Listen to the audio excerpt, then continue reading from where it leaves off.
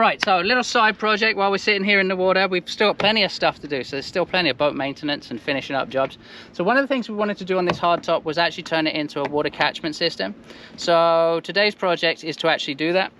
So I bought this plastic, I don't even know what it's for. I think it goes on the side of windows or doors or something. Anyway, I found it at a local hardware store here in Georgetown. So this jobby is going to go along the edge here. It will be screwed down and it will also have some sealant on it. There'll be another one coming along the front, like so. So then all the water that goes onto the hardtop, instead of just dripping down and going into the cockpit, it's going to come into a central funnel system. And I've been scrounging around on the beach. That little piece is still there. Yeah, that's all right. So I've been scrounging around on the beach and I found these, I think they're some sort of water filter system. So what I'm going to do is I'm going to cut these guys off. I'm going to make them so they go up under here, so that the water coming in, and it will drip into this, which will be tucked more under. It's not going to hang all the way out. I'll drill a hole in the bottom for a hose fit in, and then that there can be connected up to run through a filter and into the water tanks. What do you reckon? Sounds pretty good to me. Yeah. So bear with me, let's give it a try. Luckily I've got one spare of these, so if I make a mistake, there's a lot of angles for cutting this. If I make a mistake, then I've got a spare one. 'Cause I am a barefoot man, barefoot to make my stand. I bare my soles for all the world to see. Yeah. I am a barefoot man, feet planted firmly in the sand. Bare your souls, come along with me. Lose your shoes, lose your blues, come along with me. Alright, so I've done the first, actually this is my second one. I've done one for the other side because there's two places on this hard top where they have low points where the water comes off. This one here, I'm not just going to hide the fact. I think I've made it a bit wrong. So I've cut it so it goes on, but you can see the general idea. So this goes on here. Don't worry, this is going to get sanded, primed and painted all the same color as the hard top, so it will blend in. But that's the general idea. So this bits of conduit or whatever guttering you want to call it will actually come in like so. And then the water will go down here. There's a hole at the bottom. I see you. Hello. And that's where the hose pipe will be connected to. But this one here, I should have made it higher, apart from these wires being in the way. And this one goes here. Unfortunately, I haven't got enough clearance to make a cut under. So I'm going to rebuild this bad boy. But you have a spare. I have a spare. Luckily, I have a spare. So I'm going to take a template from that. I'm going to cut it out on the other one and give that a try. But the other side seems pretty good. Do you want to show them the other side? All right, let's go over there. So it looks like there might be a little bit of rain in the air. Maybe.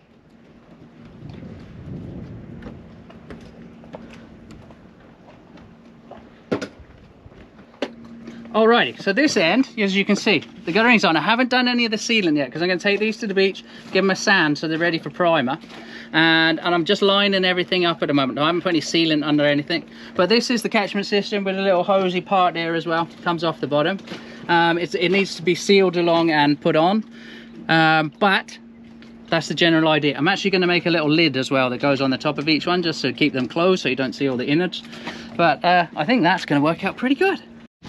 So as you've seen, we have created a new rain catchment system on the new, well, the upgraded hardtop. And I think this system works a lot better than our old system that we had. And it's actually finally rained, so we finally got to test it out.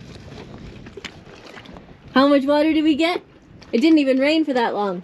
No, we ended up with 20 gallons in this one, 5 gallons in that one. That was just because we went to sleep. Yeah. All right, so now that we've caught water, I'm gonna make a Raycor filter.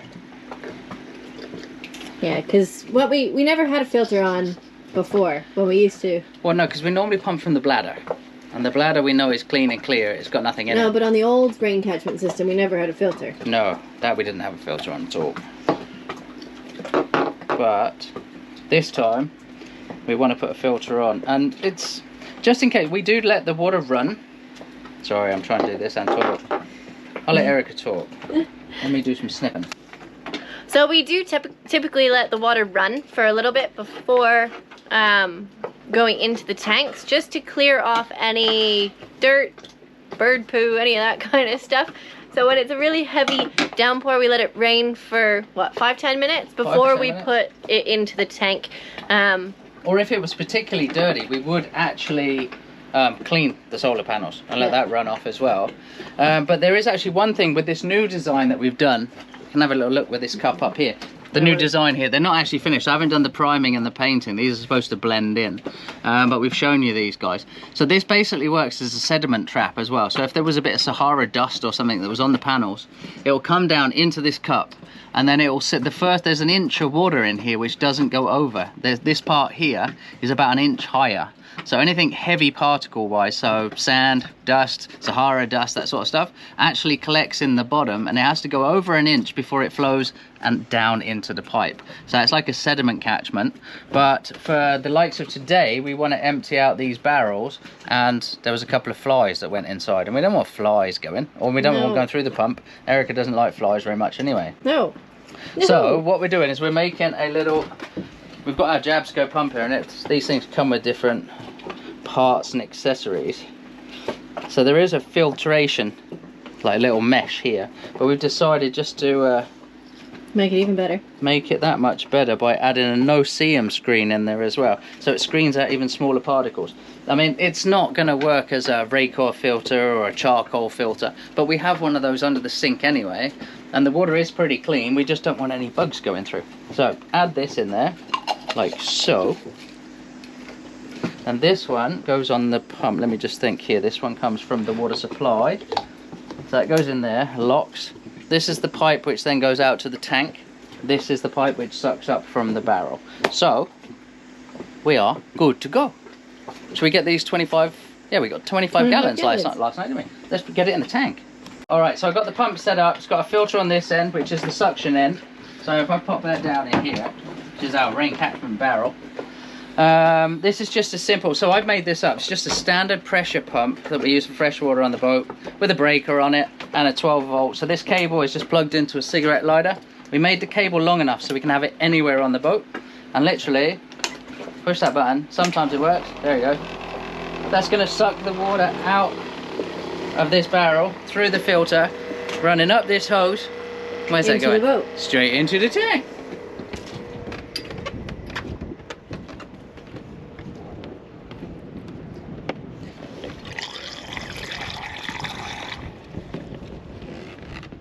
There we go. So the other good thing about this pump system that we've got, I've got a bladder as well. So once in a while, like for example, here in Georgetown, you can get free RO water in town at the dock.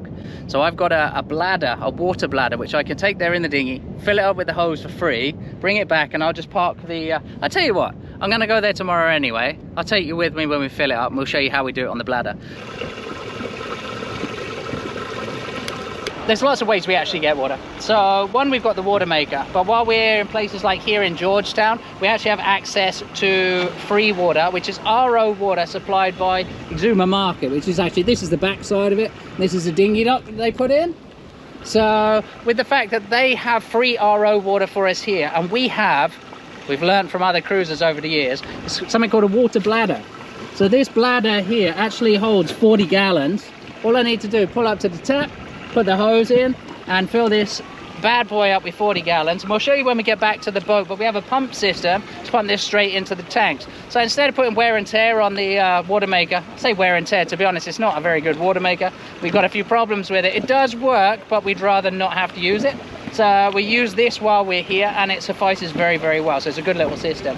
So we got the rain catchment system, the water maker, and in places like this where we can get water, we pick it up for free. Anyway, guys, we'll get this lot back to the boat and pump it in. As you can see, the water bladder is now full, and the dinghy does actually ride extremely well. Even though this is 40 gallons, it's a lot of weight. It's actually, well, pretty much more than having Erica and the dog in the boat. But let's turn it off because it really is full. It's overflowing. Because it's so low down in here, it rides really, really well. I'm not actually going to film it because it's extremely rough out there today. It's really windy. But I can tell you now, it actually rides better having this lower down in the boat than it does actually having passengers on board. But I don't normally bring Erica or the dog when I fill up water because that overloads and I can't get onto a plane. Anyway, now it's time to go back to the boat and pump it in.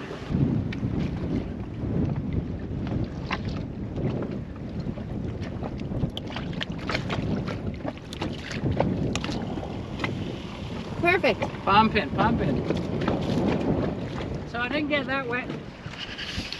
That should work. Just cut this last piece and put some slits in it so I can get it around this tight curve here.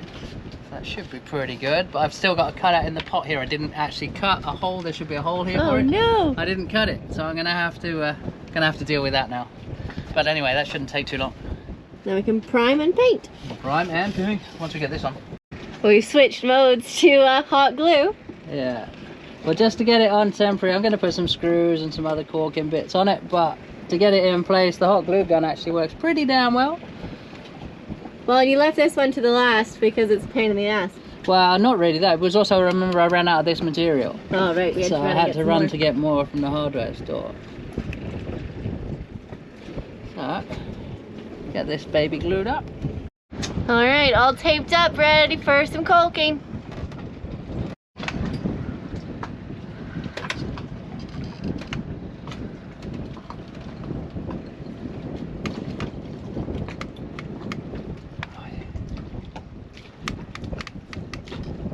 So for the rain catchment system, we have not yet painted the pots, but there is still one project left to do on the hardtop. You can see the connection piece in between the two pieces. We're gonna make a, what are we making?